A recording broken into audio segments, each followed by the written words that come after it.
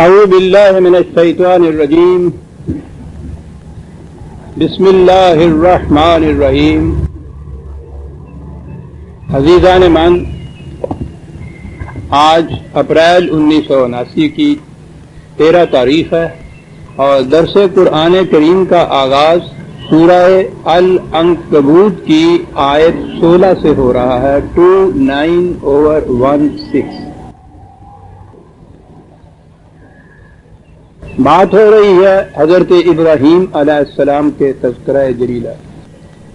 سابقہ درس میں نے یہ عرض کیا تھا کہ قرآن کریم نے دو ہستیوں کی زندگی کو اسوہ حسنہ یا بہترین ماڈل قرار دیا تھا، حضرت ابراہیم علیہ السلام اور حضور نبی اکرم صلی اللہ علیہ وسلم۔ اس میں شبہ نہیں کہ منصب نبوت کے اعتبار سے تمام انبیاء کرام ایک ہی مقام کے حامل ہوتے ہیں، یکساں عزت و تکریم کے پیکر، لیکن ان کے دائرہ کار اور تعلیم اور پروگرام کی نوعیت اور وسعت کے اعتبار سے ان کے مدارج میں کچھ فرق ہوتا ہے، اور اسی اعتبار سے اللہ تعالیٰ نے ان دو ہستیوں کی زندگی کو جو ماڈل قرار دیا تو اس لیے کہ انسانی زندگی کے مختلف گوشوں میں انہوں نے جس حسن کردار اور رفعت سیرت کا ثبوت دیا تھا وہ واقعی ایک ماڈل کی حیثیت رکھتی ہے،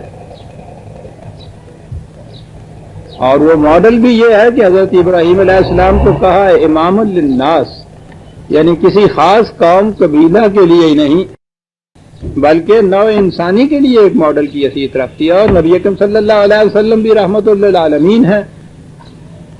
تو گویا یہ کوئی وقتی مقامی یا زمانی اعتبار سے نہیں بلکہ وہ ایسی حسن سیرت کے علمبردار تھے کہ وہ سیرت جو ہے وہ انسانیت کے لیے ایک ماڈل کی حیثیت رکھتی ہے۔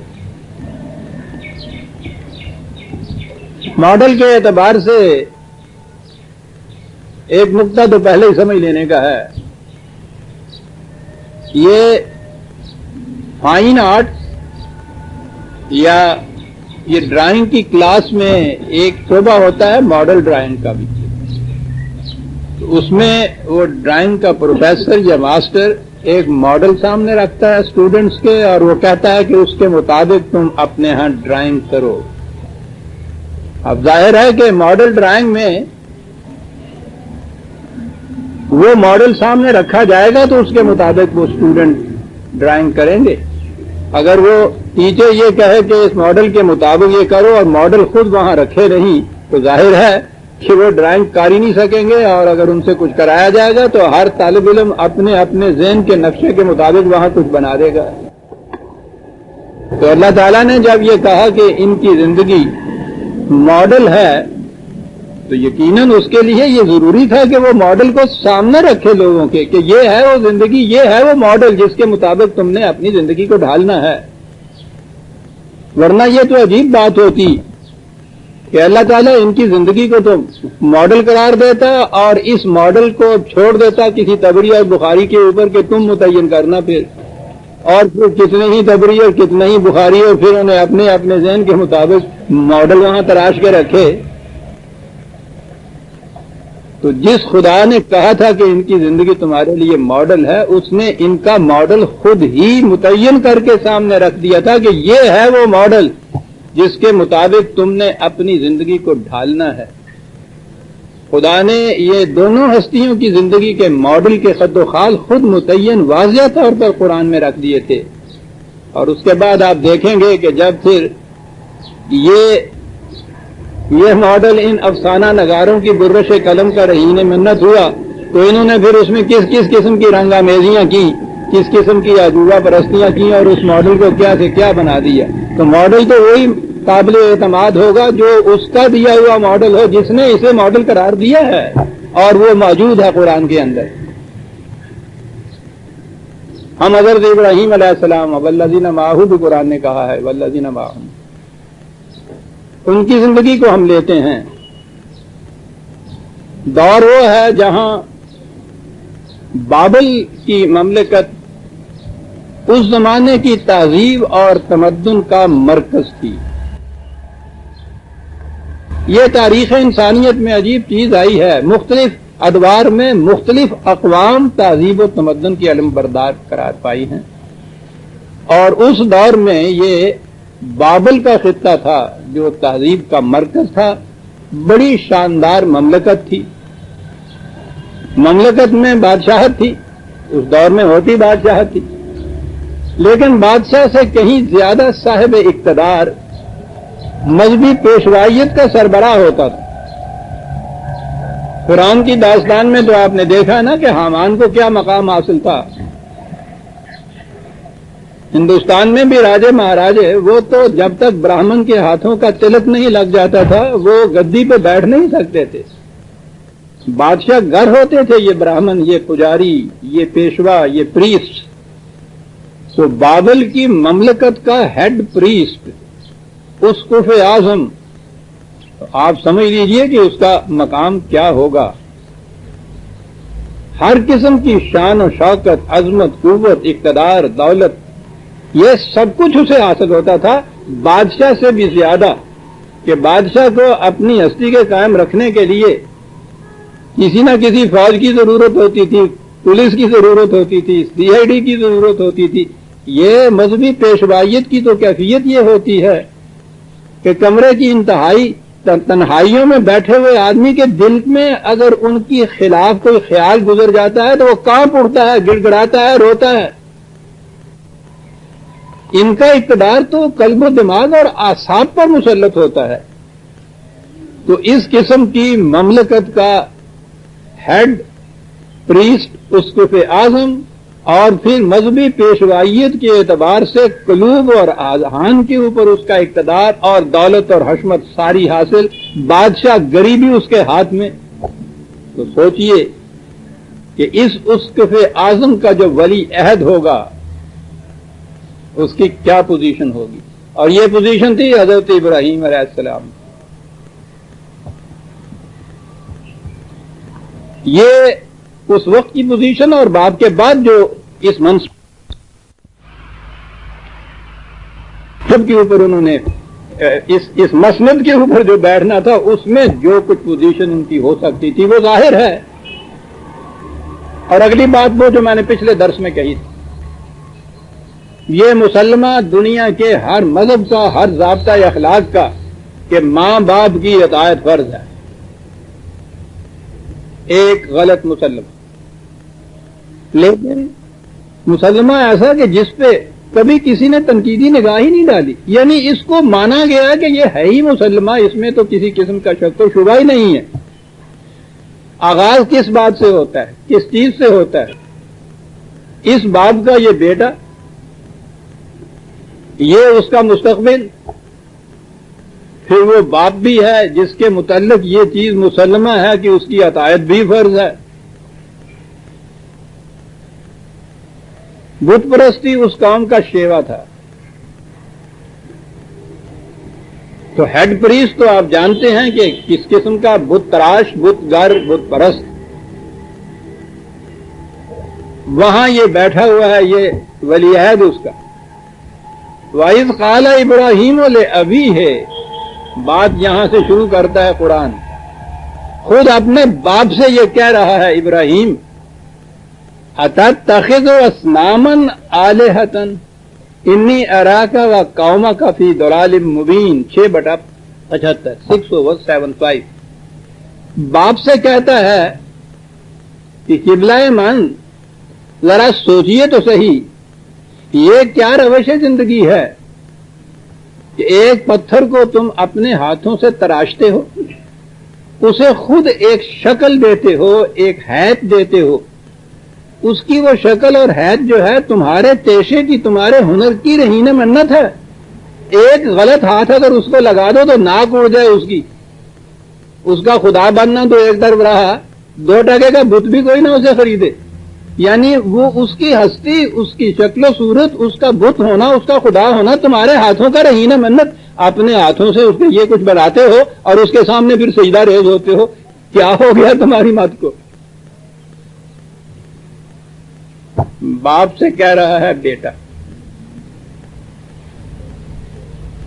آج اس دور میں بھی آپ دیکھیے جہاں کہتے ہیں اولاد بڑی سرکش ہو گئی ہے، کوئی باپ ذرا اپنے بیٹے سے کہہ دیکھے، ابھی ہو اس کا ہی محتاج، اس کے گھر میں ہے وہ، اور باپ ہو اتنی بڑی دولت حشمت کا واصل، وراثتاً جس کو یہ سب کچھ مل جانا ہے وہ اس باپ سے کہتا ہے. تو اسوہ حسنہ میں پہلی بات تو یہ آ گئی کہ غلط بات اگر باپ بھی کر رہا ہے تو اس کو بھی ٹوکنا ہے آپ نے. یہ مسلمہ غلط ہے کہ ماں باپ کی اطاعت فرض ہے، اطاعت صحیح بات کی فرض ہے، خواہ وہ ماں باپ کا ہے کوئی دوسرا کا ہے. غلط بات کی اطاعت قطعاً فرض نہیں ہے، خواہ اس کا کہنے والا کوئی بھی کیوں نہ ہو. تو پہلی بات تو یہ آ گئی اس اسوہ حسنہ کے اندر. انی اراک و قوما کا فی ضلال میں، تم ہی نہیں، یہ پوری کی پوری قوم جس کو تم نے گمراہ کر رکھا ہے. اتنی بڑی کھلی ہوئی گمراہی غلط بینی کے اندر تم اتر. کیا ہو گیا تمہاری مت کو؟ کیا ہو گیا تمہاری عقل کو؟ اور پھر ساری قوم کو تم بدراہ کرتے چلے جا رہے ہو. باپ سے کہا جا رہا ہے، ظاہر ہے کہ باپ کا جواب جو ہوگا اس کے سمجھنے کے لیے کسی افلاطون کے عقل کی ضرورت نہیں ہے. ہر گھر میں باپ ہوتا ہے، ہر بیٹے کو اس کا تجربہ ہو سکتا ہے. باپ نے جواب دیا 19/46 19/46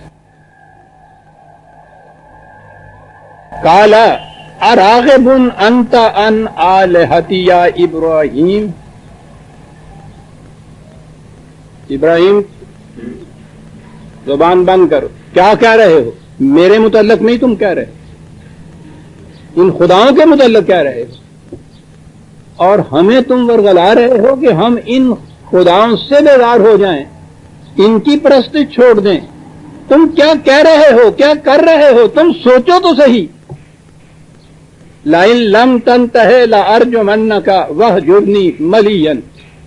اگر تم باز نہ آئے ان باتوں سے تو یاد رکھو تمہیں آگ کر دوں گا. وہ پہلی بات جو باپ کیا کرتا ہے، نکال دوں گا یہاں سے، دور کر دوں گا اپنے ہاتھ سے. اور جب تک تم ان باتوں سے باز نہیں آتے میرے سامنے مت آؤ، چلے جاؤ یہاں سے. وہی مرحبی، وہی انتری، وہی جواب جو آج کا باپ دیتا ہے وہی جواب اس زمانے کا باپ دیتا تھا. باپ تو باپ ہی ہوتا ہے. جی لیکن قرآن نے یہ کہا تھا نا کہ یہ بوڑھے ہو جاتے ہیں، نگونسار ہو جاتے ہیں، عقل بھی ہوندی ہو جاتی ہے، اعصاب بھی کمزور ہو جاتے ہیں، مزاج بھی چڑچڑا ہو جاتا ہے. ان کی ان باتوں کے جواب میں تلخ نوائی سے کام نہ لیا کرو، ان کو جھڑکا نہ کرو، آرام سے ان سے بات کیا کرو. یہ تھی نا قرآن کی تعلیم کے اطاعت تو نہیں کرنی، اطاعت تو کرنی ہے صحیح بات کی، لیکن بدتمیز اور گستاخ نہیں ہونا کہ ان کے بس کی بات نہیں رہی، کمزور ہو چکے ہوئے ہیں. پہلی بات تو ابراہیم کی یہ آتی ہے کہ باپ بھی غلط روش پہ چل رہا ہے تو بھڑلے سے اس سے کہہ رہا ہے، اور معلوم ہے کہ اس کا نتیجہ کیا ہونا ہے، عواقب کیا ہونے ہیں. واقعی وہ ٹھیک ہے اگر وہ اس کو نکال دیتا ہے، نہ بھی نکالے، اگر یہ خود اس بت پرستی کے خلاف چلے اور اس کو چھوڑ دے تو جو کچھ وراثت میں ملنے والا تھا وہ سب اس سے تو خود اپنے آپ کو محروم کر لیا انہوں نے. یہ بھی ہے، باپ کا جواب بھی معلوم سامنے آ گیا، اتنی سختی سے اس نے جواب دیا ہے. لیکن اب اسوہ ابراہیمی کا دوسرا گوشہ جو سامنے آتا ہے، قال سلام علیک. کیا بات ہے ابا جان، اللہ تہاڈی خیر کرے. یہ ہے جو بات کہی گئی. اسوہ ابراہیم سأستغفر لک ربی، میں اس کے باوجود یہی کرتا رہوں گا کہ میرا خدا تمہاری حفاظت کرے. تمہاری روش کا نتیجہ تو مجھے نظر آتا ہے کہ تباہی ہے. میں کوشش کروں گا اس بات کی کہ تم اس تباہی سے بچ جاؤ. میں آخر تک کوشش کرتا رہوں گا. مجھے معلوم ہے کہ آپ یہ کچھ کیوں کہہ رہے ہیں، کوئی بات نہیں، اللہ خیر کر. میں کوشش یہی کروں گا کہ آپ اس تباہی سے بچ جائیں. کوئی بات نہیں. قرآن کریم کے مختلف مقامات میں یہ مکالمے باپ اور اس بیٹے کے آئے ہوئے ہیں. کیونکہ میرے پیش نظر استفسار نہیں، یعنی پوری کی پوری تفصیل بیان نہیں کرنا. میں نے تو وہ جو خطوط ہیں، خط و خال ہیں اس اسوہ کے، اس زندگی کے، اس ماڈل کے، وہ پیش کرنے ہیں. اس لیے میں ایک ایک دو مثالوں پر اکتفا کرتا ہوا آگے بڑھ جاؤں گا، ورنہ اس کے لیے تو میں سمجھتا ہوں 2-3 مہینے بھی کافی نہیں ہوں گے. اتنے درس، اتنی تفصیل سے قرآن نے یہ دیا ہے، اور جسے ماڈل بنا کے پیش کیا ہے خدا نے تو اس کی تفصیلات تک دی ہوئی ہیں ماڈل کی. ابھی آپ نے دیکھا کہ 2 ہی آیتوں کے اندر دونوں رخ زندگی کے کس طرح سے، کس حسن و رعنائی سے قرآن نے پیش کر دیے ہیں. غلطی کے خلاف احتجاج خواہ باپ ہی کیوں نہ ہو. اس کے بعد صورت یہ کہ اس باپ کی اس چیز کے اوپر بھی دھیان دیا گیا ہے، اور گستاخی نہیں ہونے دی، بدتمیزی نہیں ہونے دی، سرکشی نہیں ہونے دی. بت پرست بھی تھی وہ قوم، اور اس زمانے کے عام روش کے مطابق ستارہ پرست بھی تھی. ستارہ پرستی اس دور میں عام تھی. اب حضرت ابراہیم علیہ السلام نے یہ بت پرستی کے خلاف بڑی محسوس سی شکل میں ہی ایک دلیل دی جا سکتی ہے کہ وہ ٹھیک بات ہے کہ اپنے ہاتھوں سے تم اس کو ایک خدا کی شکل دیتے ہو، ورنہ مٹی کا مادہ ہوتا ہے، ایک پتھر کا ٹکڑا ہوتا ہے، اس میں سے جو تم خود اس کو تراش کے خدا بناتے ہو اور اپنے ہاتھوں کے بنائے ہوئے خدا کے سامنے جھکتے ہو. بڑی محسوس کی چیز ہے.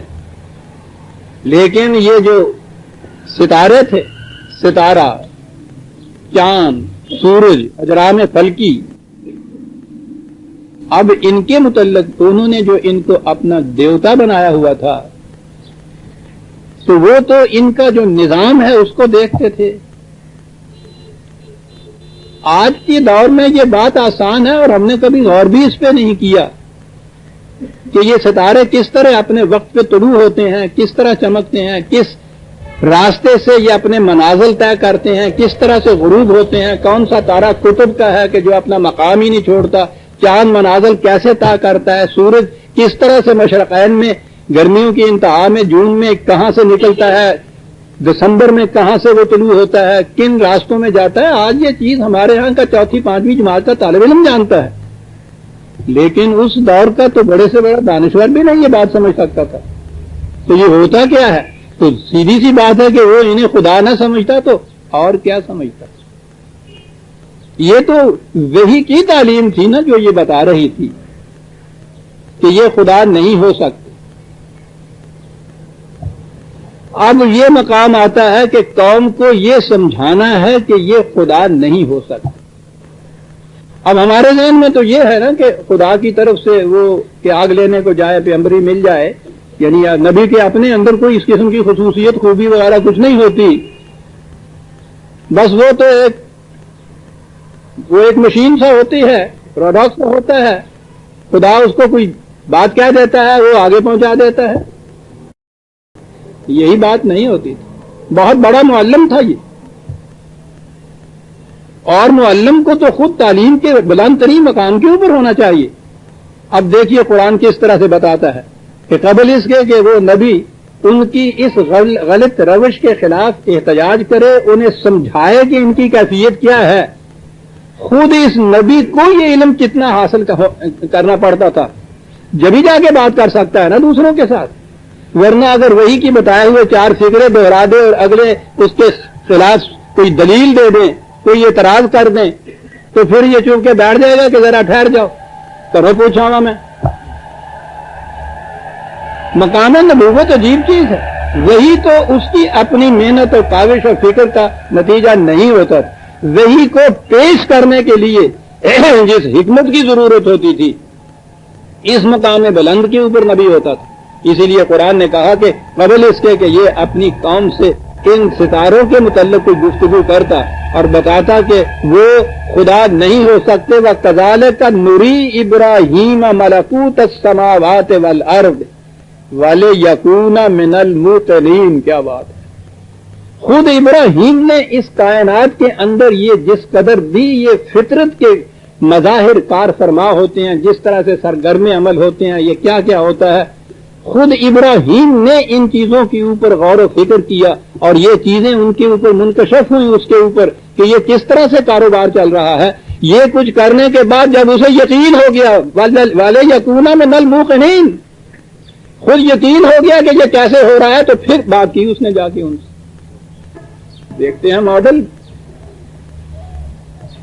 قبل اس کے کہ آپ دوسروں کی کسی غلطیوں کے اوپر احتجاج کریں، اس کی تصحیح کے لیے کچھ کوشش کرنا چاہیں، ان کے احتجاج اس کے متعلق کچھ اعتراض کریں، آپ کو خود کمپیٹنٹ ہونا چاہیے اس سبجیکٹ کے اوپر، جب آپ بات کر سکتے ہیں دوسرے سے۔ لیکن آپ سمجھیے کہ انہی انبیاء کے نام لینے والے بعد میں ان کی کیفیت کیا ہوتی ہے۔ نبی کی یہ صورت ہوتی ہے، اور نبی جو اسوہ حسنہ پیش کرتا ہے اپنا، وہ یہ ہے کہ اس کے نام لینے والے اس کے متبع جو ہے اپنی زندگی کو جب اس ماڈل میں ڈالیں گے تو ان کے لیے ضروری ہے کہ جس سبجیکٹ کے اوپر دوسرے سے بات کرنی ہے اس سبجیکٹ کے اوپر وہ کمپیٹنٹ ہونا چاہیے ان کو، جبھی وہ معلم ہو سکتا ہے، جبھی وہ معترض ہو سکتا ہے، جبھی وہ مصلح ہو سکتا ہے۔ تو قرآن کہتا ہے کہ پہلے ابراہیم نے خود ان چیزوں کے اوپر غور و فکر کیا اور معلوم کیا کہ یہ کارگاہ کائنات چل کیسے رکھتا ہے۔ والے یقونا من الموقنین، یہ بڑی چیز ہے جو قرآن کہہ گیا کہ خود پہلے یقین ہونا چاہیے کسی بات کرنے سے پہلے، پھر دوسرے سے بات کرنی چاہیے۔ اور یہ کچھ کرنے کے بعد اب آیا ابراہیم علیہ السلام قوم کے سامنے۔ فلما جن علیہ اللیل، اسی سورہ انعام کی 6 جو ہے میں نے پہلے کہا وہ 76 تھا، 6/76، اس سے آگے ہے یہ 77 اور آگے آیات آتی ہے۔ فلما جن علیہ اللیل رأى کوكبا، اب یہاں سے پھر ایک اور بات سن لیجیے۔ قرآن نے آخر میں جا کے یہ کہا ہے کہ یہ وہ دلائل تھے جو ابراہیم نے دیے ان لوگوں کے خلاف اور جن کا جواب ان سے نہیں بن پڑا۔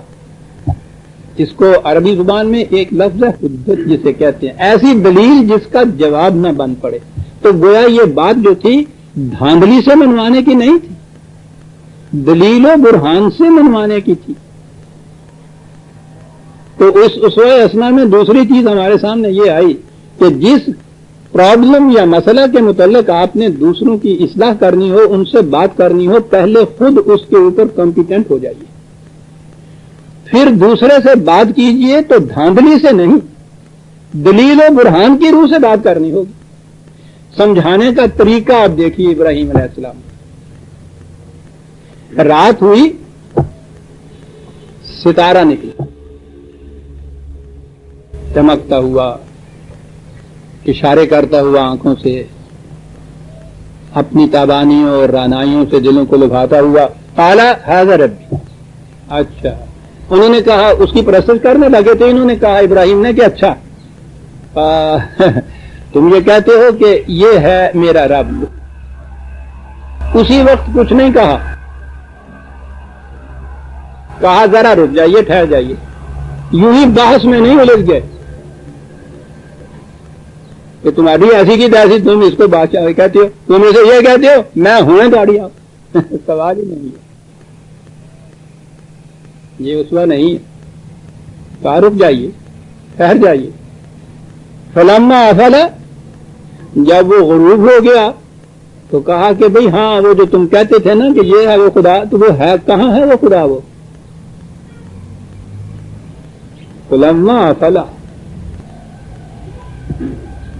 کسی خدائی کے مدعی کے لیے یہ ثابت کرنے کے لیے کہ تو خدا نہیں ہو سکتا، انتظار کرنا پڑتا ہے کہ وہ غروب ہو جائے تو پھر خود ہی اپنی خدائی کے خلاف دلیل ہو جائے گی، اس کو غروب ہونے دیجیے۔ جب تک وہ تابانیوں کا مالک ہے، چمکتا ہے، آپ کی دلیل نہیں مانے گا۔ اس کا غروب ہو جانا اس کے خلاف خود دلیل بن جائے گا کہ تو خدا نہیں ہو سکتا۔ فلما افل قال لا احب الآفلین، کہا اس ستارے کی بات نہیں کہہ رہا، ہر وہ شے، وہ قوت، وہ اقتدار جو آج چمکتا ہے کل غروب ہو جاتا ہے، میں اسے خدا نہیں مان سکتا۔ اس کو میں اسے خدا دیکھیے اسی ستارے کی بات ہو رہی تھی. لا احب العافلین ہے یہ بات کہ بات میں اسی ستارے کی نہیں کرتا. کوئی بھی ایسی ہستی ہو جو ایک وقت میں چمک رہی ہو جناب, چکا چون کر رہی ہو, اس کی یہ چمک آنکھوں کو نگاہوں کو خیرہ کر رہی ہو, دیکھنا یہ چاہیے کہ وہ ابدیت درکنار ہے, ہمیشہ وہ چمکتا ہوا رہتا ہے. اگر وہ غروب ہو جاتا ہے, چھن جاتی ہے اس کی یہ چیز, تو اس کو دعویٰ خدائی جچتا نہیں ہے. میں ایسوں کو خدا نہیں مانتا. فلما رأى القمر بازغا قال هذا ربی. پھر چاند نمودار ہوئی, وہ تو ستارے سے کہیں زیادہ تابانیاں لیے ہوئے طلوع ہوتا ہے. چاند دیوتے کے سامنے تو کون نہیں جھکتا سا, نہ جھکنے والے بھی کم از کم اس کو ماموں تو کہتے ہی ہیں. آج کے ہمارے نوجوان تو ماہی کے متعلق نہیں جانتے, وہ کتنی بڑے پیار کی بات ہوتی ہے, ماموں کے متعلق یہ کیا جانیں گے. ہمارے ہاں ماموں کا اور بھانجے کا رشتہ بڑا پیار کا رشتہ ہوتا ہے. یہ بات بچوں کی سمجھ میں بھی نہیں آتی تھی. یہ جب بادل گرجتا ہے, بجلی چمکتی ہے نا, تو بجلی پڑتی بھی ہے, نیچے آ جاتی ہے نا تو مر جاتے. ہمارے ہاں ہم بچپن میں ہمارے ساتھ یہ بات تھی. ماموں اور بھانجے تو ایسے وقت میں اکٹھا نہیں جانے دیتے تھے کہ بجلی دیکھ نہیں سکھائے گی تو تانو سنا کرتے. ماموں بھانجے ایسا ہوتا تھا. تو چاند کو خدا نہ ماننے والے بھی چندہ ماموں تو سارے کہتے تھے. تو یہ چاند جو ہے یہ بہت اولی دور سے دیوتا مانا جاتا تھا, یہ خدا مانا جاتا تھا. جب یہ چاند نمودار ہوا بازغن, یہاں دیکھیے ستارے کے متعلق کبھی نہیں کہا کہ اتنی بڑی چمک تھی. چاند کے متعلق کہا کہ اس سے زیادہ چمک تھی, تبانیاں رنائیاں اس کے اندر تھیں. وہ نمودار ہوا, کہا کہ اچھا تم یہ کہتے ہو کہ یہ ہے میرا رب, اس کے سامنے جھکنا چاہیے. فلما افلا قال لئن لم يهدني ربي لاكونن من القوم الضالين. وہ بھی جب غروب ہوا تو کہا کہ کہیے اگر میں تمہاری بات میں آ جاتا اور اس کے سامنے جھک جاتا, تو جب یہ سامنے باقی نہ رہتا تو پھر کیا ہوتا. یہ غنیمت ہے کہ مجھے اتنی فراست, اتنی نگاہ کے اندر نورانیت عطا ہو گئی ہے کہ میں ڈوبنے والے اور نہ ڈوبنے والے کے اندر تمیز کر سکتا ہوں. یہ اس کا بڑا فضل ہے جو مجھ سے ہوا. فلما رأى الشمس باذغة قال هذا ربي هذا اکبر. انہوں نے کہا جب سورج نکلا تو کہا اب بتاؤ, یہ تو ان دونوں سے بہت زیادہ بڑا بھی ہے, بہت زیادہ چمکدار بھی ہے. فلما افلت قال یا قوم انی بریء مما تشركون. وہ بھی ڈوبا, کہا گیا ہے میری قوم اب اس سے آگے تو تمہارے کوئی اور خدا نہیں نا. یعنی یہ جو اجرام فلکی میں جب سورج بھی آ گیا تو آخری خدا آ گیا نا. کہاں انتہا ہو گئی نا تمہاری خدائی کی اور تمہارے خداؤں کی. اس سے بعد تو کوئی اور خدا نہیں نا تم مانو گے, نہ کوئی ہے. اور جب اس کی بھی یہ کیفیت ہے کہ اس وقت ہے اور دوسرے وقت میں نہیں ہے, تو اس کے بعد تم یہ کیا کہو گے. لہذا اب مجھے اعلان کر دے دیجیے کہ یہ شرک ہے, یہ خدا نہیں ہو سکتے. ہر وہ جو اس وقت ہے اور کل کو نہیں ہے, جو آج چمکتا ہے کل غائب ہو گیا ہے, وہ خدا نہیں ہو سکتا. اس لیے میں تمہارے اس شرک سے بری ذمہ ہوں, بیدار ہوں. اس سے ادھر سے تو بیزار ہوں, یہ تو حصہ لا ہے, یہ بھی خدا نہیں, یہ بھی خدا نہیں, یہ بھی خدا نہیں. تو پھر اس کے بعد کیا کمیونسٹ ہو جائے آدمی کہ ہے ہی نہیں. لا صلاتی, لا کلیسا, لا الہ. تین فکروں میں یہ اقبال بہت دور کی بات تھی صاحب. پورا پروگرام ان کا یہ لے آیا ہے سامنے. کردام اندر مقام آتش نگاہ, لا صلاتی, لا کلیسا, لا الہ. یہ کرتے یہ ہے کہ پہلے تو یہ بادشاہوں کے خلاف اٹھتے ہیں کہ کیا حق حاصل ہے ایک شخص کو کہ اتنے لوگوں کے اوپر اپنی حکومت جدائے, اور اس کے ساتھ ہو جاتے ہیں دوسرے بھی, حتیٰ کہ مذہبی پیشوائیت بھی ساتھ ہو جاتی ہے. اس کو نکال دینا چاہیے, ٹھیک ہے, وہ ان کو نکال لیتے ہیں ان کی مدد سے, تو پھر ان کے پیچھے پڑ جاتے ہیں. پھر ان سے کہتے ہیں کہ میاں صاحب کیا حق ہے آپ کا کہ محنت کو دوسرا کرے اور آپ بیٹھے ہوئے کھاتے رہیں. پھر ان کو چلتا کرتے. اور اس کے بعد اگلی چیز ہے جہاں وہ کہتا ہے کہ ٹھوکر کھا جاتے ہیں کہ پھر یہ الہ کو نہیں مانتے. اس نہ ماننے سے لا یا ویکیوم پیدا ہوتا ہے زندگی میں. اور اقبال کہتا ہے کہ زندگی کبھی ویکیوم میں جیتی نہیں ہے. انسان کچھ ایسا واقعہ ہوا ہے کہ اگر خدا پہ ایمان چھوڑ دے تو شیطان پہ ایمان لے آتا ہے. ایمان اس نے لانا ہوتا ہے. تو اب یہ انہوں نے کہہ دیا کہ سورج آخری تمہارے ہاں کا خدا ہے جو آ گیا اور اس کے بعد ختم ہو گیا. تو اب تو اس سے بڑا کوئی اور آنے والا نہیں ہے. یہاں تم ختم کر دے تو یہ لا کا حصہ ہو گیا. کہا کہ انی وجہت وجہی للذی فطر السماوات والارض حنیفا وما انا من المشرکین. اس لا کے بعد میں اپنی پوری توجہات کا مرکز اسے بناتا ہوں. دیکھیے آپ عزیزان من کس ربط میں بات چلی آ رہی ہے. یہاں کون سا خدا کہا اس خدا کو میں اپنی توجہات کا مرکز مانتا ہوں جس نے یہ ستارے بنایا, یہ چاند بنایا, یہ سورج بنایا, یہ کائنات بنائی. جناب فطر السماوات, اور بنائی یہ نہیں کہ پہلے سے کوئی مٹیریل موجود تھا اس سے اس نے گھر کے بنا دی. تمہارے پاس پتھر اگر نہ ہو تو تم اپنا خدا بت بنا نہیں سکتے. فطر, یہ ہے قرآن, یہ ہے عزیزان من یہ دلائل ابراہیمی. اس خدا کو میں خدا مانتا ہوں کہ جو کچھ نہ سے یہ کچھ بنا سکتا ہے. اور یہ خدا کے جو بنے ہوئے بھی اس وقت ہیں اور دوسرے وقت میں ڈوب جاتے ہیں. ذرا مقابلہ کر کے تو دیکھو میرے خدا کا اور ان خداؤں کا. وجہت وجہی للذی فطر حنیفاً کے معنی ہوتا ہے ہر طرف سے منہ موڑ کر, رخ موڑ کر, ناک کی سیر جسے کہتے ہیں, ادھر ادھر دیکھے بھی نہ انسان. کہا اس کے بعد تو اس کی بھی ضرورت نہیں کہ میں یہ کھڑا ہو کے کہیں دیکھوں کہ شاید یہ خدا ہو جائے اور شاید وہ خدا ہو جائے. میں اپنی توجہات کا مرکز اس ذات کو, اس ہستی کو بنا رہا ہوں جس نے اس پوری کائنات کو عدم سے وجود میں لایا, بغیر کسی پہلے سابقہ میٹیریل سے ان کو وجود میں لے آیا. وہ ہے خدا کہلانے کے قابل. سمجھیے یہ ہے وہ چیز وہ آج جاؤ کام. بات ساری دلیل کے روح سے, دلائل سے اس پہ پہنچاتا ہے. اور دلیل وہ حجت ہے کہ جس کے خلاف دلیل نہیں دی جا سکتی. کیا دلیل دیں گے جب وہ دیکھیں گے کہ واقعی اس وقت تھا اور ڈوب گیا, غروب ہو گیا.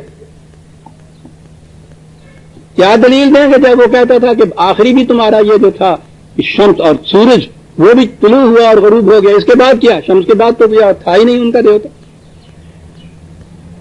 آپ دیکھتے ہیں کہ دلائل قرآن کریم نے بتائے ہیں 3 درجے. قد ارسلنا رسلنا بالبینات, نے کہا ہے کہ ہم نے اپنے رسولوں کو بھیجا پہلی چیز دلائل کے ساتھ. دلائل کی روح سے وہ لوگوں کو قائل کرتے تھے, غلط اور صحیح میں امتیاز سکھاتے تھے. والکتاب, پھر اس کے بعد ہم نے ذابطہ قوانین دیا. دلائل سے قائل کرنے کے بعد قانون آتا ہے. دلائل سے قائل کیے بغیر جو قانون ہوگا وہ دھاندلی ہوگی. قانون وہ ہے جسے قلب و دماغ صحیح تسلیم کرے. تو پہلی چیز جو آتی ہے انبیاء کرام کا جو مسلک ہے حق کو پیش کرنے کا, دلائل کا مسلک. آپ بغیر دلائل و براہین کے عزیزان من کسی کو قائل کر ہی نہیں سکتے. اور قائل ہونا یعنی دل و دماغ کا رضامند ہونا کسی بات کے اوپر, اسی کو تو ایمان کہتے ہیں. دلائل کے ذریعے سے یہ کچھ ہوتا ہے. اب یہاں سے بات کٹ گئی جب, تو یہ کوئی چھوٹی بات نہیں تھی جو انہوں نے کی. وہ جو بت تھے ان کے خلاف تو باپ سے بات شروع کر دی. ستارے تھے جن کی پرستشیں کرتے تھے, ان دیوتاؤں کے خلاف اس طرح دلائل و براہین سے قوم کو انہوں نے لاجواب کر دی. تو چرچا تو ہونا تھا, چرچا ہوا. کہاں تک بات پہنچی؟ بات تو انتہا تک پہنچاتے ہیں نا یہ پریس, بادشاہ سلامت تک. کہ قیامت آ گئی مملکت کے اندر. آپ نے کچھ سنا بھی ہے, کچھ معلوم بھی کیا ہے, ہو کیا رہا ہے. سب سے بڑے پروہت کا بیٹا. پہلے تو یہ ہمارے ان بدھوں کے خلاف یہ کچھ کیا تھا, اب یہ جو ہمارے اجرام فلکی ہمارے دیوتا ہیں وہ ان کے خلاف سب تبلیغ کرتا پھرتا ہے, اور وہ ایسی باتیں کرتا ہے لاجواب کر دیتا ہے. بلائیے اس کو. عزیزان من بادشاہ وہ جسے نمرود کہا جاتا ہے، وہ تو فرعون تھا نا، جس نے کہا تھا کہ انا ربکم الاعلی، میں ہوں تمہارا ان داتا. وہ بھی ایک دکھتی ہوئی رگ تھی. یہ اس سے بھی آگے جاتا ہے. الم تر الی الذی حاج ابراہیم فی ربہ، کہا کہ تم نے اس بادشاہ کی داستان پر بھی غور کیا جس نے ابراہیم کے ساتھ یہ حجتیں شروع کی. وہی بات جو میں نے ابھی کی ہے. ایک ٹکڑا ہے، اس میں 4 لفظ ہیں. پہلے اس دلیل کو لے آؤں تو پھر بتاؤں گا یہ 4 لفظ کیا ہیں.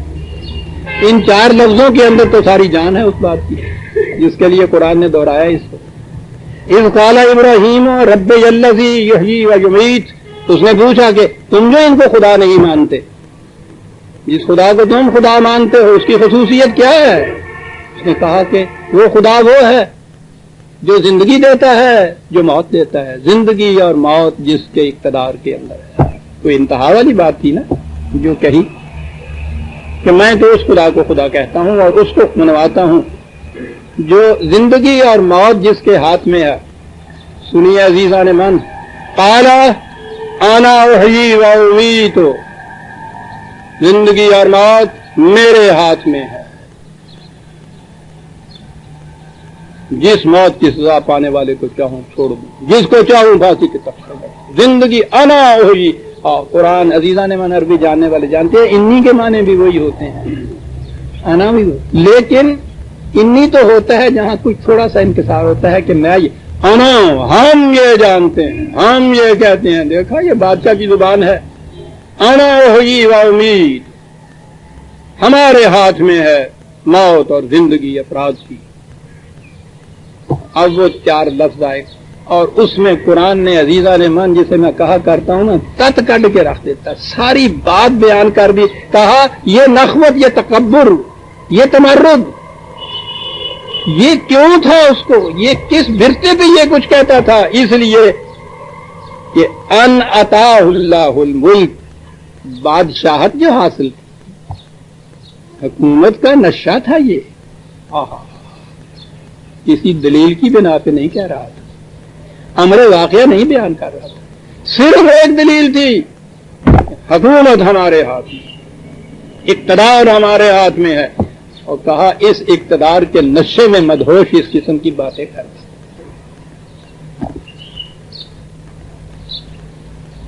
اسوہ ابراہیمی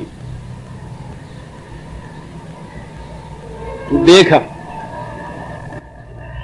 کبھی شرابی سے گفتگو کرنے کا موقع آپ کو ملا ہے؟ اچھی بھلی معقول بات اس سے کہیے تو اگر کہنا سانو کون کیا ہے. اب آپ اس کو اگر دلیل کی روح سے اسی انداز سے شروع کریں تو بے فائدہ چیز ہے.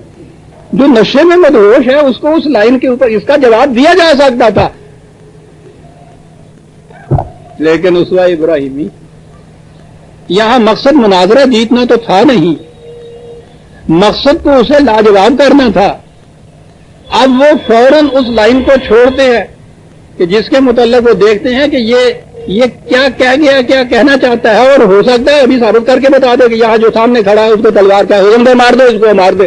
تو یہ دلیل پیش کر دے گا، ثبوت پیش کر دے گا اپنے دعوے کا. ابراہیم وہاں کھڑے ہوئے کہنے لگے نشے میں باتیں کر رہا ہے. کہا بہت اچھا.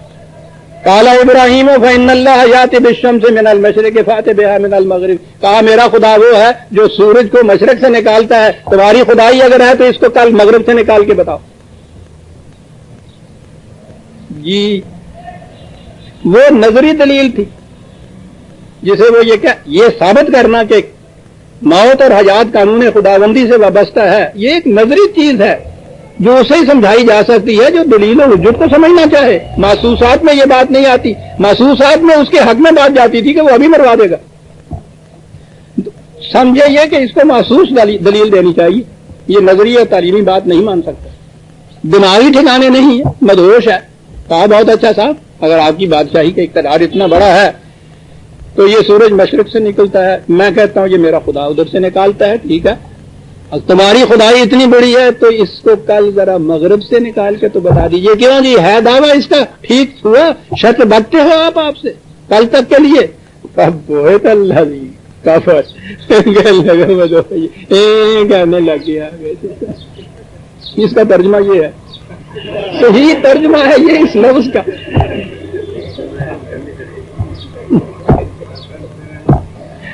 ہاں 2/258 258. کیا بات ہے عربی زبان کی، ہو کیا بات ہے قرآن کی. دنیا مل کے لگ گیا تم کہتے آئے بالکل بہت اللہ جی کا. لیکن واللہ لا یہدی القوم الظالمین. کہا صحیح بات تو وہی مانتا ہے جو عقل ہوش جس کی ٹھکانے پہ ہو. جس کی عقل ہوش ٹھکانے نہ ہو تو صحیح بات مانتا گیا بہت اللہ جی تو ہو گیا دنیا کرنے لگ گیا. ریا ہوتے تھا ہوتے ہی کیونکہ دماغ ٹھکانے نہیں. اسوہ ابراہیمی دیکھ رہے ہیں عزیزان مان. مولوی صاحب ہوتے مناظر ہوتے تو اس بات کے اوپر رات سے صبح کر دیتے دلیلیں دے دے کے. اس کا بھی وقت ضائع کرتے اپنا وقت بھی ضائع کرتے اور کسی بات پہ پہنچتے ہی نہیں. یہ ہے فراست مومن کہ جب دیکھا کہ یہ شخص مدہوشی کی باتیں یوں کر رہا ہے اس طرف اس کو لائیے کہ جس کا جواب ہی اوڑ نہ سکے اور بات بھی وہ حق کی ہو. یہ بات نہیں ہے کہ وہ غلط بات بنا کے غلط دلیل دی، حقیقت ہے ٹھیک ہے یہ بات ہے نکالو.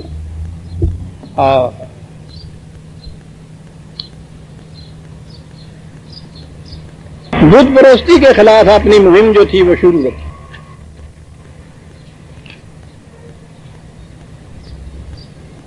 عزیزان من میں نے ابھی عرض کیا ہے کہ یہ وہ اس ماڈل کے اس خد و خال ہیں جو خود خدا نے بیان کیے ہیں.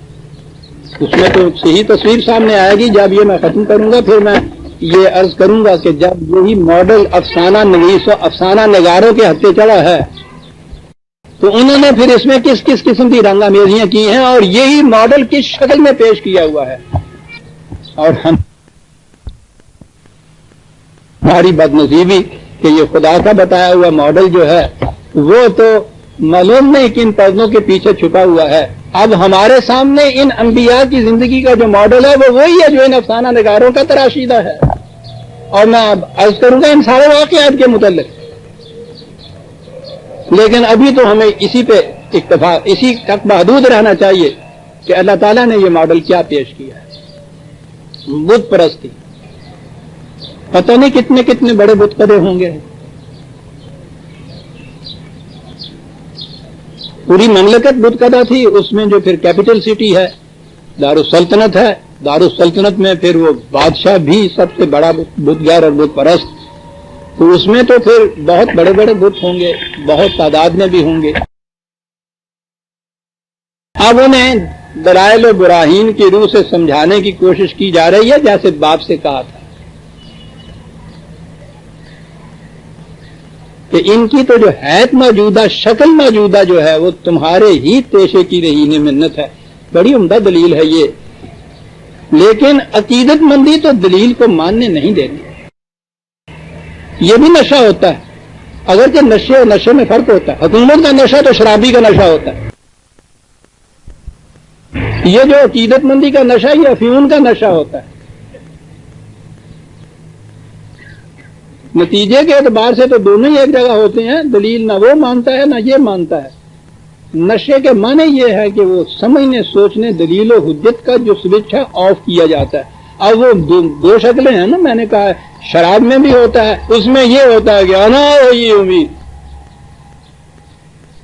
افیون کے نشے میں وہ چڑیا بھی اڑتی ہے تو بڑی بڑی مرغیاں اڑ رہی ہیں آج یہاں. اس کو چڑیا کی مرغی نظر آتی ہے. حقیقت نہ اس کے سامنے ہوتی ہے نہ اس کے سامنے ہوتی ہے. نشوں کی قسمیں ہوتی ہیں. ارادت مندی کا پیشوائیت کا نشہ یہ ہوتا ہے. یہ ان پتھر کی مورتیوں کو خدا بنا بیٹھے. اب دلائل و براہین کے بعد محسوس شکل میں ان کو بتانا تھا کہ یہ بے بس ہیں. یہ بات تھی جو بتانی تھی کہ یہ بے بس ہیں. چھپا کے بات نہیں رکھی. یہ شیوا نہیں ہے مومنانہ یا پیغمبرانہ. کہ دھوکہ دیا جائے کسی کو. کہا کہ یوں نہیں مانتے ہو نا تم, وَتَاللَّهِ لَأَكِيدَنَّ أَصْنَامَكُمْ بَعْدَ أَن تُوَلُّوا مُدْبِرِينَ. کوئی بات نہیں, تم نہیں مانتے نا, کہہ رہے ہو کہ یہ بڑے صاحب اقتدار ہیں, قوت ہے, جس کے خلاف ہو جائیں یاد رکھو بھسم کر دیتے ہیں, رات بنا دیں گے, تم ان کے خلاف گستاخیاں کرتے ہو. کوئی بات نہیں, میں دیکھ لوں گا کہ ان کی کتنی قوت ہے, کتنی طاقت ہے, کس طرح سے یہ مجھے رات بناتے ہیں. تم جب یہاں نہیں ہوگے نا, یہاں ہوگے تو پھر تو بات ایسی نہیں ہوگی نا, پھر تو مقابلہ تمہارا اور میرا ہو جائے گا.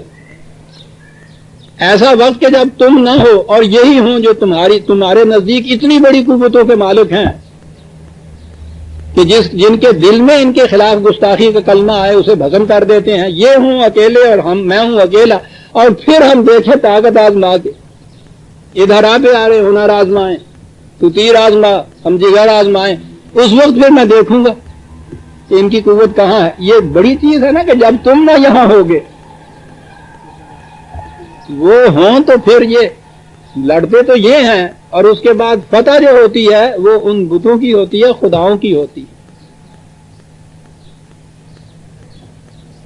وَتَاللَّهِ لَأَكِيدَنَّ أَصْنَامَكُمْ بَعْدَ أَن تُوَلُّوا مُدْبِرِينَ. اور یہ اعلان کیا ہے, دھوکہ نہیں دیا ہے. فَجَعَلَهُمْ جُذَاذًا إِلَّا كَبِيرًا لَهُمْ لَعَلَّهُمْ إِلَيْهِ يَرْجِعُونَ. کیا الفاظ ہے قرآن کے, کس طرح نقشہ کھینچتا ہے. کہتا وہ گئے کسی میلے میں, دوسری جگہ ہے,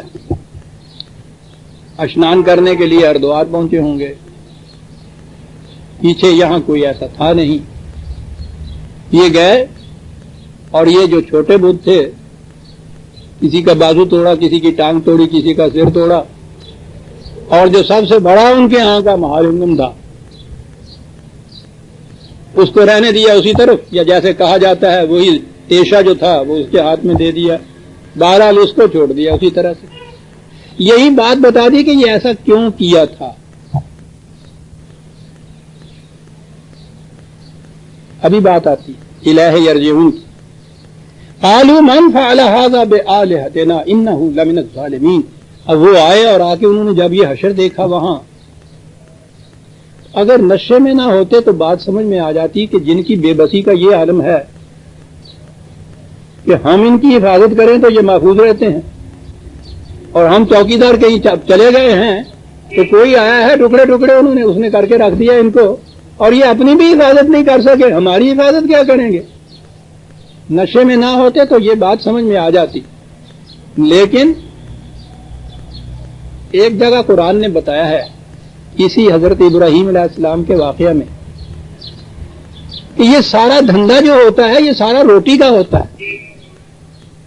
اتنا بڑا اقتدار مملکت کے اندر حاصل, چنگی چوکی کھان نو, چوریاں کھان نو, ساری دنیا میں بہترین کھانا جو ہوتا ہے وہ ان کے ہاں جاتا ہے. اور ان کے ہاں تو اس زمانے میں, اب بھی ہمارے ہاں یہ ہے پرانے زمانے کے گاؤں میں, فصل کی سب سے پہلی چیز, پہلا پھل, پہلا دودھ, پہلا وہ سارا ان کے ہاں آتا ہے. تو یہ بھی تو چیزیں ہیں جس کے لیے انہوں نے محفوظ رکھنا ہوتا ہے ان بتوں اور بت قدوں کو. یہ ان کی معیشت کا ذریعہ ہوتے ہیں.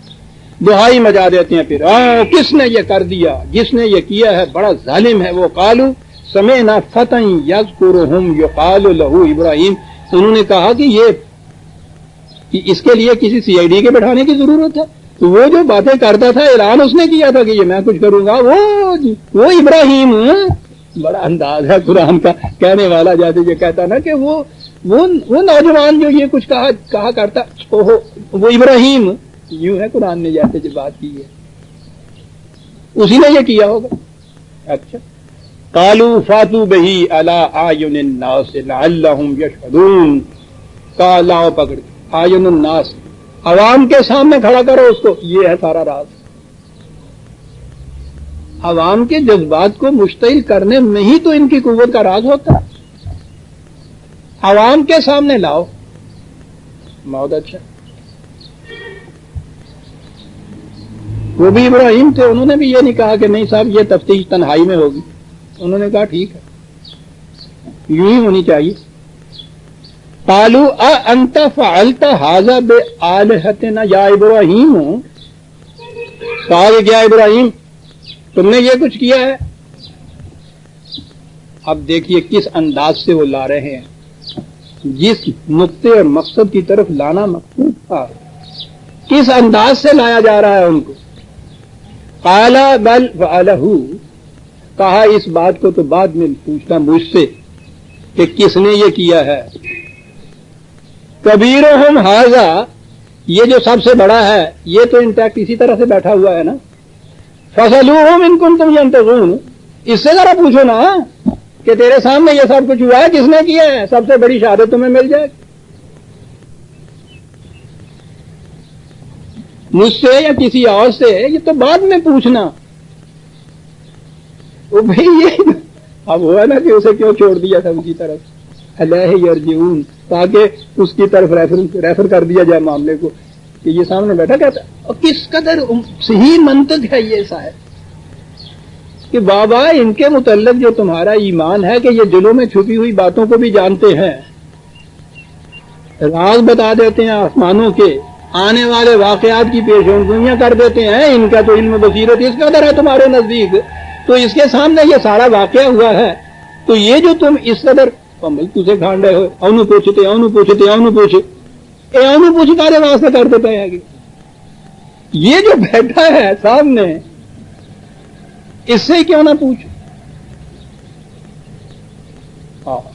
ان کانو ینطقون، اگر یہ بولا کرتے ہیں تو ذرا پوچھو تو صحیح. تم نے دھاک بٹھا رکھی ہے باہر کے آج مہاراج دیوتا نے ہم سے یہ کہا ہے، آج دیو جی نے یہ کچھ کہا ہے، تو کہتے ہو نا روز ان لوگوں سے کہ انہوں نے یہ کہا انہوں نے یہ کہا، کہ اگر واقعی یہ کہتے ہیں تو پھر آج تو وقت ہے ایسا کہ ان سے پوچھو، یہ بتائیں خود بتائیں، بات صاف ہو جائے گی کہ کس نے ایسا کیا ہے. فرجعوا الی انفسہم فقالوا انکم انتم الظالمون، اس سے ہٹ کے آپس میں کہنے لگے کہ یار گلتے ٹھیک کہندا، اس سے ہٹ کے الگ آپس میں کہنے لگے کہ بات تو یہ ٹھیک کہتا ہے، اور ہماری جو ماری گئی مت تو ہم نے لوگوں کو اکٹھا کر لیا، اس کے سامنے مقدمہ پیش کر دیا. ستیہ ناش تمہارا. جو ایک دوسرے سے کہتا ہوگا نا کہ تو ہی کیا سی، میں تو نہیں سیکھے، وہ کہا تم کس مصیبت میں پھنس گئے، بات تو ٹھیک ہے یہ کھڑے ہیں ثم نکسوا علی رؤوسہم، یوں سرنگوں ہو کے بیٹھ گئے، عجیب مخمس میں پھنس. اور کہا ابراہیم نے کہا ہوگا کہ بھئی بات کیوں نہیں آگے آپ چلاتے، تفتیش ہو رہی ہے مقدمے کی، بات میں نے کہی ہے کہ آگے چلاؤ. کہا لقد علمت ما هؤلاء ينطقون، ابراہیم تمہیں تو پتا ہے کہ یہ بولا نہیں کرتے. ابراہیم تمہیں تو پتا ہے، اس لیے بھی کہ تم تو اجنبی نہیں ہو، تم تو اس گھر کے بیٹے ہو جہاں یہ بنائے جاتے ہیں گھڑے جاتے ہیں، تمہارے تو سامنے یہ سارے بت بنتے ہیں. کیا بات ابراہیم تمہیں تو پتا ہے نا یہ کہ یہ بولا نہیں کرتے. انہوں نے کہا کہ مجھے تو پتا ہے، جنہیں تم دھوکہ دیتے ہو نا بولا کرتے ہو، میں تو ان کی خاطر یہ بات کہہ رہا ہوں، ذرا سمجھاؤ نا ان کو کہ بولا کرتے ہیں.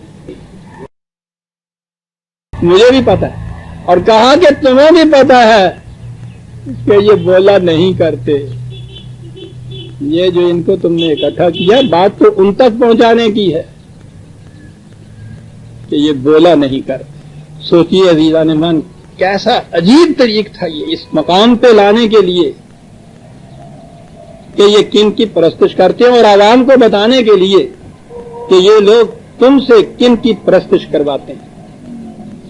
اور وہاں پھر ان سے قال افتعبدون من دون اللہ ما لا ينفعكم شيء ولا يضركم، کہا بتاؤ تو صحیح کہ تمہیں نفع نقصان پہنچانا تو ایک طرف، جو اپنی حفاظت بھی نہیں کر سکتے، پھر ان کی کیفیت یہ ہے کہ ان کے سامنے ایک واقعہ ہوتا ہے، وہ بتا نہیں سکتا کہ یہ کس نے یہ کیا، وہ تمہارا ستیہ ناش، ان کو اپنا خدا بنائے ہوئے ہو، اور ان سے تو عام انسان زیادہ افضل ہے کہ وہ کم از کم چھوٹے درجے بھی صحیح، ہاتھ سے ہی صحیح اپنی حفاظت تو کر سکتا ہے، بتا تو سکتا ہے کہ میرے ساتھ کس نے کیا۔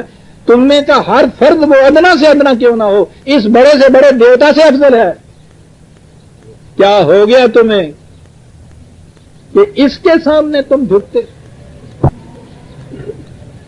یہ ہے انداز اسوہ ابراہیمی، بات سمجھانے کا انداز۔ اف لکم ولما تعبدون من دون اللہ افلا تعقلون، کہا اس نشے سے نکلو، عقل و فکر کی دنیا میں آؤ۔ جو کچھ میں کہہ رہا ہوں میں تم سے زبردستی نہیں منوانا چاہتا، میں تمہاری عقل و فکر کو اپیل کرتا ہوں کہ ذرا غور و تدبر سے سوچو تو صحیح جو میں کہہ رہا ہوں، ہے کوئی جواب تمہارے پاس اس کا؟ جی، عوام کے سامنے یہ بات ہو رہی ہے، انہیں پتہ ہے خدائی ہاتھوں سے نکلے جا رہی، اس کا جواب کیا ہے؟ جواب تو کوئی نہیں۔ رد عمل کیا ہے؟ وہی جو ہر دور میں ہوتا ہے ان کی طرف سے۔ کیا رد عمل ہے؟ قالوا حرقوہ، عوام سے کہا اٹھو، جلا دو اس کو، بھسم کر دو، تباہ کر دو، تمہارے دیوتاؤں کے حق میں جو گستاخی کے الفاظ بول رہا ہے، اس نے یہ سب کچھ کیا ہے جو کچھ کے ساتھ کہا ہے، اٹھو ہو۔ یہی جواب ہوتا ہے، کافر ہے، مرتد ہے، عوام کے سپرد کر دو نا۔ اور ایک فقرہ قرآن نے کہا ہے، ساری بات کہہ گیا۔ ان کا لفظ ہوتا ہے نا یہ، اٹھو، اسے پکڑو، آگ میں جلا دو، بھسم کر دو، تباہ کر دو، اور اس طرح اپنے دیوتاؤں کا بول بالا کرو۔ قرآن کہتا ہے وَانصُرُوا آلِهَتَكُمْ إِن كُنتُمْ فَاعِلِينَ، یعنی وہ دیوتا جو اپنی حفاظت نہیں کر سکتے تھے، تم اس کو آگ میں ڈال کے ان کا بول بالا کرو، پھر منہ تھوڑا۔ کیا بات، وہ اپنا بول بالا کرانے کے لیے تمہاری اس قوت کے محتاج ہے۔ انہی کے کون ہیں یہ سارے یہ کہتے ہیں بول بالا کرو ان کا۔ معاملہ یہاں تک آ پہنچا۔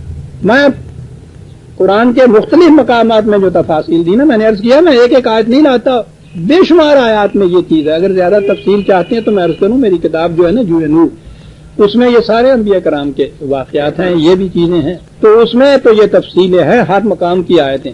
یہاں میں ایک ایک مقام آپ کے سامنے لا رہا ہوں، بات اسی سے ساری واضح ہو جاتی ہے، یہاں تک معاملہ پہنچ جاتا ہے۔ قرآن کریم بتاتا ہے کہ پھر انبیاء کرام کے پروگرام میں ایک اور بات آتی ہے، یہ میں نے شاید ریفرنس نہیں دیا، 21/67 اور اس سے اگلی آیات 21/67 70-71 تک، یہ ہر کوہ والی بات جو تھی کہ اٹھو، جلاؤ، بھسم کرو، نہیں، ایک بات وہی ہے،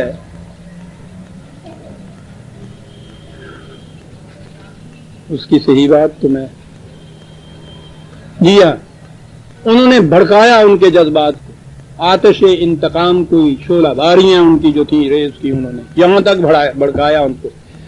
قلنا یا نار کونی بردم و سلامن علی ابراہیم، یہاں کے الفاظ سے میں آگے چل کے جب عرض کروں گا نا کہ روایات میں پھر یہ قصے کیسے بیان ہوئے ہیں، تو وہاں یہ کہوں گا کہ یہ ان کے متعلق کیا کہا جا رہا ہے۔ قرآن نے اتنا ہی کہا کہ انہوں نے ان کی آتش انتقام کو بھڑکایا، ہم نے ایسا طریقہ کیا کہ اس سے وہ ٹھنڈی ہو گئی۔ ابھی عرض کرتا ہوں کہ وہ کیا چیز تھی جو کی گئی تھی کہ وہ آگ ٹھنڈی ہو گئی، سلامتی کی ہوئی، ابراہیم کا کچھ نہیں بگڑا اس سے۔ وَأَرَادُوا بِهِ كَيْدًا فَجَعَلْنَاهُمُ الْأَخْسَرِينَ، یہ ایک لفظ ہے جس سے میں بات ساری آ گئی ہے۔ کہ یہ سچ مچ کے الاؤ نہیں وہاں ڈہکائے گئے تھے، لکڑیاں نہیں جلائی گئی تھی، اس میں ابراہیم کو ڈالا نہیں گیا تھا، جیسا وہ آگے ہے کہ وہ پھر وہ آگ پھول نہیں بن گئی تھی، اس میں سے ابراہیم ایسے نہیں نکلے تھے۔ ارادو بہی، کیا دن پہلے تو ارادو کہ انہوں نے ایک پلان کیا، کیب کہتے ہیں خفیہ پلاننگ کو، اور وہ بھی ارادو ہے، یعنی ایکچولی وہ ایکچولی نہیں انہوں نے ابھی ایگزیکیوٹ کیا تھا، اس کو عملاً نہیں وہ سامنے لائے تھے، انہوں نے ایک پلان کا ارادہ کیا تھا صرف، اور ہم نے فجعلناہم الاخسرین، ہم نے وہ ان کا ارادے میں ہی تھی ابھی وہ پلاننگ کی بات، تو ہم نے وہیں سے اس معاملے کو ختم کر دیا۔ ونجیناہ، محفوظ نکال کے لے گئے ابراہیم کو ہم، اور یہ کیا نکالنا ہوتا ہے؟ یہ ہوتا ہے ہجرت کا مقام۔ چنانچہ یہ ہے وہ مقام ہجرت، ہر نبی کے پروگرام میں عام طور پر یہ مقام آتا ہے۔ یہ ہجرت جو ہے یہ فرار نہیں ہوتی، جان بچا کے بھاگنے کا نام نہیں ہوتا۔ نبی کا پروگرام یہ ہوتا ہے کہ وہ ایک خطہ زمین میں خدا کا نظام قائم کرے، وہ جہاں پیدا ہوتا ہے سب سے پہلے وہاں کی وہ قوم اس کی مخاطب ہوتی ہے، اور اس کی کوشش ہوتی ہے کہ وہ وہیں یہ نظام قائم ہو جائے، پہلی کوشش وہی ہوتی ہے، ہونی چاہیے، نیچرل ہے، وہ کوشش کرتا رہتا ہے۔ جب وہ یہ دیکھتا ہے کہ یہاں اب کوئی امید نہیں اس کی، تو وہ اپنی باقی عمر اور باقی اپنی کوششیں یہ جانتے ہوئے کہ یہاں اس کی امید نہیں ہے خامخواہ کے لیے ضائع نہیں کرتا، پھر اس کے سامنے تو ایک مقصد ہوتا ہے، اس کرۂ ارض کے کسی خطے میں نظام خدا بندی قائم کرنا، یہ چیز کو اسی خطے کے اندر کرنا ہے۔ وطن کی زنجیریں اتنی محکم نہیں ہوتی جو اس کے پاؤں میں پڑ جائیں کہ وہ جانتا ہے کہ یہاں نہیں ہو سکتا، اس کے باوجود وہیں بیٹھا رہتا ہے۔ وطن اس کے نزدیک کوئی شے نہیں، اس کی حیثیت اتنی ہے کہ وہاں پیدا ہوتا ہے، تعلقات ہوتے ہیں، یہ چاہتا یہ ہے کہ یہیں یہ چیز ہو جائے تو اچھا ہے، لیکن جب وہ اس نتیجے پہ پہنچ جاتا ہے کہ یہاں اس کا امکان نہیں ہے، تو پھر وہ باقی عمر اور باقی وقت وہاں بیٹھ کے ضائع نہیں کرتا۔ مقصد تو اس کا کسی جگہ خدا کے نظام کو قائم کرنا ہوتا ہے، یہاں نہیں ہے، جہاں امکان ہے وہ وہاں چلا جاتا ہے۔ نبی ایسے وقت پر اس مقام کی طرف چلا جاتا ہے جہاں اس مقصد کے حصول کے امکانات زیادہ روشن ہوتے ہیں، اسے ہجرت کہا جاتا ہے۔ کتنے حسین لفظ ہیں جن میں نبی کے اس ارادے یا اس عمل یا اس اقدام کو بیان کیا گیا ہے۔ قرآن ہے عزیزان من، دو لفظوں میں وہ ساری بات کیا جاتا ہے جو ہم صفوں میں بھی بیان نہیں کر سکتے۔ یہ 37 سورت کا نمبر، بات وہی آ گئی، قال ابنوا لہ بنیانا فالقوہ فی الجحیم، وہی انہوں نے ارادے کیے کہ پکڑ دو اس کو، جلا دو، بھسم کر دو، راکھ کر دو اس کو۔ فارادوا بہ کیدا فجعلناہم الاسفلین، وہی انہوں نے ایک خفیہ سازش کا ارادہ کیا اور ہم نے ان کے اس ارادے کو ہی پست کر دیا کہ وہ عمل میں آنے ہی نہ پائے۔ کس طرح سے وہ پست ہوا؟ ابراہیم نے کہا وہی میں نے کہا نا ہجرت، سنیے کیا الفاظ ہیں۔ ابراہیم نے کہا قالا انی ذاہب الی ربی، کہا کہ میں اس مدہوش نگری کو چھوڑ کے میں جا رہا ہوں اپنے رب کی طرف۔ دوسری جگہ انی مہاجرون الی ربی بھی ہے، دو ہی لفظ، ذاہب الی ربی، تو رب تو ہر جگہ موجود ہے۔ وہ یہ تھوڑا ہے کہ وہ کوئی خاص مقام تھا، خاص ملک تھا، خاص جگہ تھی جہاں وہ بیٹھا ہوا تھا، وہ تو ہمارے ذہن کے محدود نقشے ہیں جو اس کو ہر دوار کہتے ہیں کہ ہری کا دوار وہ ہے، اس کا تو دوار کوئی نہیں ہوتا الگ، وہ تو ہر جگہ ہوتا ہے۔ تو یہ کیا کہا کہ میں جا رہا ہوں الی رب، اپنے رب کی طرف۔ میں اس مقام میں جا رہا ہوں، اس مقام کی طرف جا رہا ہوں کہ جہاں میرے خدا کے نظام ربوبیت کے قائم ہونے کے امکانات زیادہ ہیں، میں ادھر جا رہا ہوں، وہاں جا رہا ہوں جہاں جو نظام قائم ہوگا ساری دنیا دیکھے گی کہ ہاں رب کا نظام اسے کہتے ہیں۔ یہاں رب مشہود شکل میں سامنے نہیں ہے ان کے، وہاں اس رب کا نظام محسوس و مشہود شکل میں سامنے آ جائے گا۔ میں جا رہا ہوں اس طرف، قالا انی ذاہب الی ربی، ٹھیک۔ ابھی تو میں نہیں کہہ سکتا کہ وہاں جا کے میرا پروگرام کیا ہوگا، کیا بات ہے لفظوں کی۔ مجھے نظر آتا ہے کہ یہاں کے مقابلے میں وہاں امکانات زیادہ ہے۔ سیادین، مجھے امید یہ ہے کہ وہاں میرا خدا مجھے ایسے راستے دکھا دے گا جن کی بنا پہ یہ پروگرام تکمیل تک پہنچ جائے گا۔ راستے وہاں جا کے دکھائے جائیں گے، ابھی نہیں میں یہ کہہ سکتا۔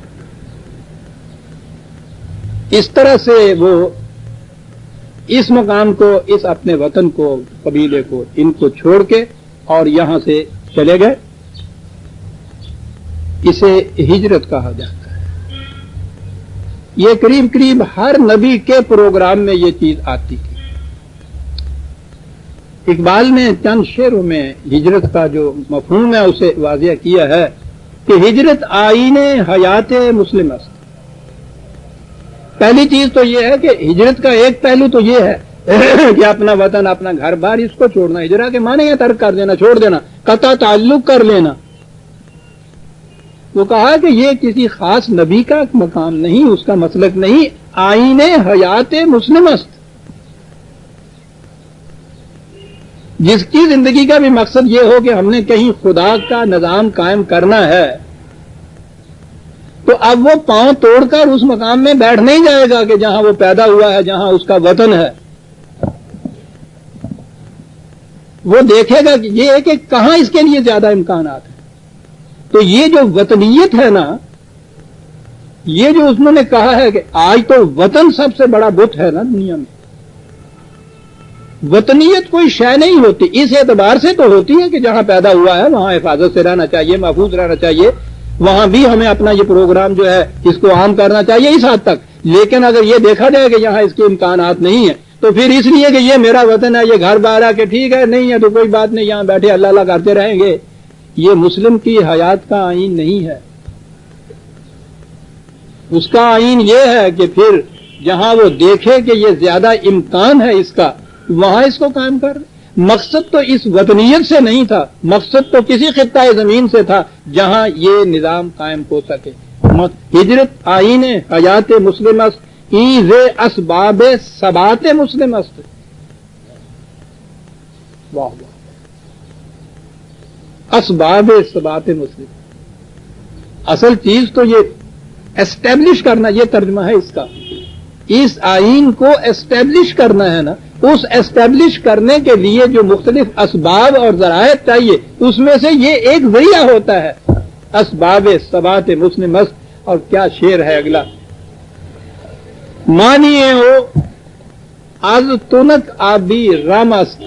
کہا ذرا سوچو تو صحیح، نخلستان میں ایک چشمہ ہوتا ہے، تھوڑا سا پانی وہاں ہوتا ہے، کہیں کوئی جیسے ہمارے ہاں گاؤں کے باہر جہاں کوئی پانی زیادہ نہ ہو، کوئی تھوڑی سی جھیل، تو اس کو دونوں ہی کہتے ہیں، تاب کہنے نے پنجابی جی، چھپڑ کہنے نے ساڈے، تلا کہہ لو تسی، تھوڑا سا حصہ جہاں پانی ہوتا ہے، سیدھی سی بات ہے۔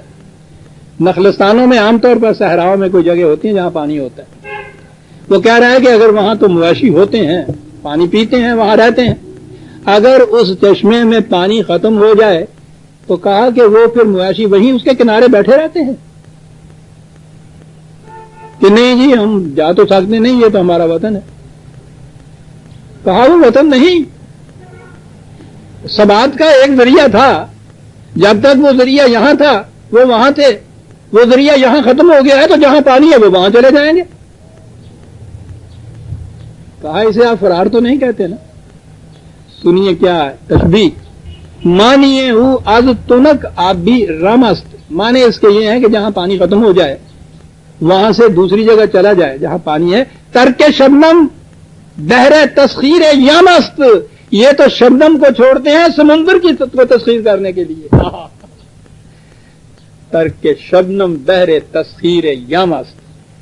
کیا بات تھی اس شخص کی عزیزان مان، کیا تشبیہیں تھی اس کی. ساری دنیا میں ہمارے یہاں ہجرت کے معنی یہ، وہ انگریزی میں فلائٹ اس کا ترجمہ کیا جاتا ہے، فرار، بھاگ گئے یہاں سے، جان بچا گئے. وہ کہتا ہے یہ جان بچا کے بھاگنا نہیں، ترک شبنم بحر تسخیر یا مست. ہاں ہاں، اب یہاں سے وہ جائے.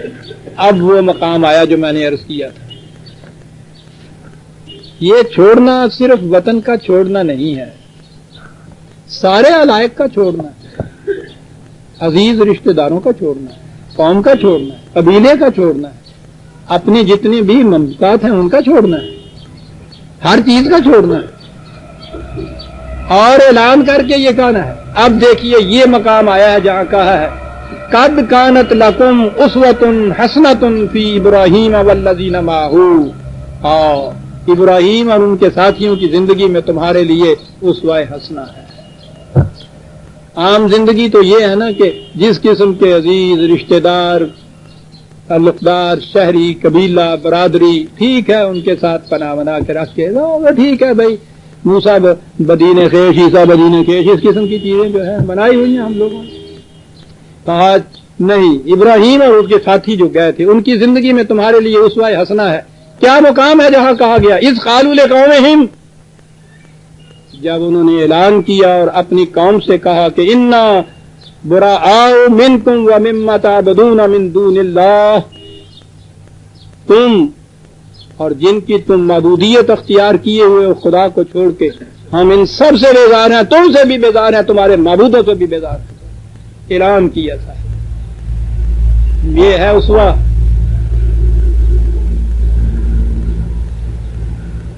کہ جس چیز کو وہ باطل سمجھا ہے اس کے خلاف پورے زور و شور سے اعلان کیا ہے اور ان سے کہا ہے کہ تمہارے ساتھ ہمارا کوئی تعلق باقی نہیں رہ سکتا.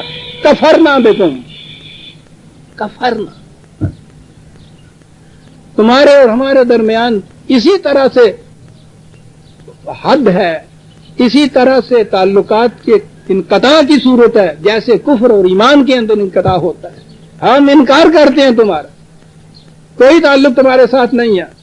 وَدَا بَيْنَنَا وَبَيْنَكُمُ الْعَدَاوَةُ وَالْبَغْضَاءُ أَبَدًا. یاد رکھو تم میں اور ہم میں بغاوت، بغض، دشمنی، لا تعلقی ابدی طور پہ ظاہر ہوگی، یہ قائم رہے گی ابداً، ہمیشہ کے لیے. سنیے اسوہ حسنہ. ابداً کہہ کے کہا حتیٰ تؤمنوا باللہ وحدہ. نہیں بھائی، تم بھی اگر اس خدا کا ماننے لگے تو پھر ہم تمہیں گلے سے لگا لیں گے. یہ ہے اسوہ.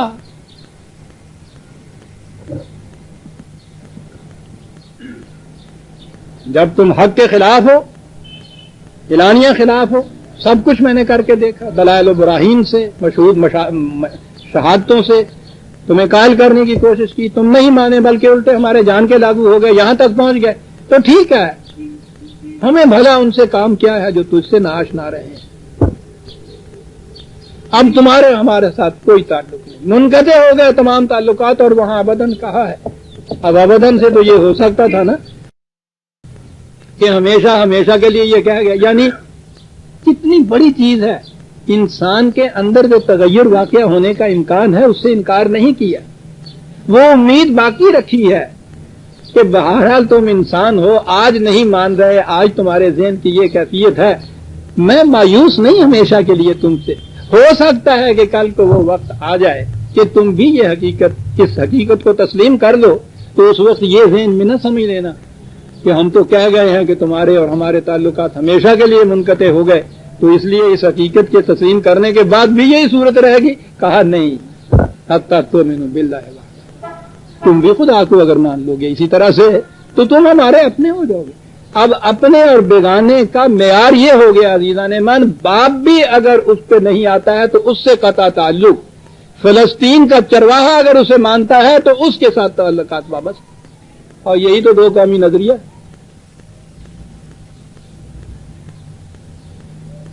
یہ جو اعلان ہے یہ معیار ہے قومیت کا، معیار ہے بیگانگی کا اور یگانگی کا، اپنوں کا اور بیگانوں کا، ہم میں سے کون ہے اور ہم میں سے کون نہیں ہے۔ باپ میں بھی اگر اشتراک نہیں ہے اس نظریے کا، باپ دوسری قوم کا فرد ہے۔ نئی جگہ جا رہے ہیں، وہاں جن کے ساتھ نہ خون کا تعلق، نہ وطن کا تعلق، نہ رشتہ داری کا تعلق، نہ زبان کا تعلق، کچھ تعلق پہلے سے نہیں ہے۔ تعلق وہ جو تھا نا کہ میں جا رہا ہوں وہاں، تو نظر آتا ہے کہ وہاں امکان تھا، وہاں تھے لوگ ایسے جو اس حقیقت کو مانتے تھے۔ اس حقیقت کو ماننے والے ہر بات میں ان سے مختلف، لیکن اس بات میں اشتراک تو وہ اپنے۔ یہ جو ہر بات میں اپنے تھے، اس بات میں اختلاف تو یہ بیگانے، اور یہی تو دو قومی نظریہ۔ یہ تھی جس کی ابتدا یہاں ہوئی ہے، اور یہاں کہا گیا ہے کہ تمہارے لیے ابراہیم اور ان کے ساتھیوں میں اسوہ حسنہ ہے۔ ان مقامات سے گزرنے کے بعد یہ اعلان کہ اپنے اور بیگانے کا معیار یہ ہوتا ہے، قومیت کی تشکیل کا مدار اس کے اوپر ہے۔ یہ ہے جہاں تک ہم پہنچے۔ اب یہاں سے حضرت ابراہیم علیہ السلام کہا ہے اپنے چند ساتھیوں کو ساتھ لے کے، جو بھی تھے، یہاں سے چلے گئے، یہی فلسطین کے میدانوں کے اندر آ گئے، اور وہاں پھر ایک نئی منزل شروع ہوتی ہے ان کی زندگی کی۔ فقد آتینا آل ابراہیم الکتاب والحکمت وآتیناہم ملکا عظیما، 4/54 4/54۔ وہاں نبوت تو تھی، ضابطۂ قوانین دیا، حکمت دی، دلائل دی، برہان، اور پھر ان کو بہت بڑی مملکت بھی دی۔ یہ ہے وہ چیز، وہ جو ثبات ہے مسلم کا، اس کے لیے اپنی آزاد مملکت کا ہونا ناگزیر ہے۔ یہ ہے اسوہ ابراہیمی۔ جہاں پیدا ہوا ہے پوری کوشش کرے، وہاں ناکامی ہے، امکانات نہیں ہے آئے آئندہ کے لیے، تو وطن کی 4 دیواریاں اس کے لیے محبس یا قید خانہ نہ بن جائیں، وہاں چلا جائے جہاں امکانات زیادہ روشن ہیں، اور وہاں جائے تو آپ دیکھیے گا کہ پھر کتنا فرق ہو گیا۔ یہاں اس قسم کے باطل پرستوں کے محکوم اور محتاج ہو کے رہنا تھا، وہاں گئے ہیں تو خدا کی کتاب، خدا کی حکمت، اور آتیناہم ملکا عظیما۔ وہ کہتے ہیں نا کہ صاحب نبوت جو ہے وہ تو ایک بس وہ تعلیم سی ہوتی ہے، واضح و نصیحت والی بات، اس کے لیے ضروری نہیں ہے کہ مملکت بھی اپنی ہونی چاہیے۔ کہ ابراہیم علیہ السلام کا جو اسوہ بتایا گیا ہے، اسوہ کی تو ایک شک یہ ہے کہ ان کے پاس اپنی مملکت ہونی چاہیے جب اسلام کا تمکن ہوتا ہے۔ یہ بھی اسوہ ابراہیمی کے اندر ہے صاحب۔ اب ہم اس مقام پہ پہنچے جہاں زندگی کی ان کی نئی منزل شروع ہو گئی، دوسرے مملکت میں آ گئے، دین کا تمکن وہاں ہوا، ایک مملکت عظیم مل گئی، کتاب ملی، حکمت ملی، اس کے بعد بیٹے ملے، اولاد ملی۔ اگلی زندگی جو ہے اسے ہم آئندہ درس پہ اٹھا رکھتے ہیں۔ یہ ابھی تکمیل نہیں ہوئی ہے اس زندگی پوری کی جو ہمارے لیے اسوہ حسنہ قرآن نے قرار دیا ہے۔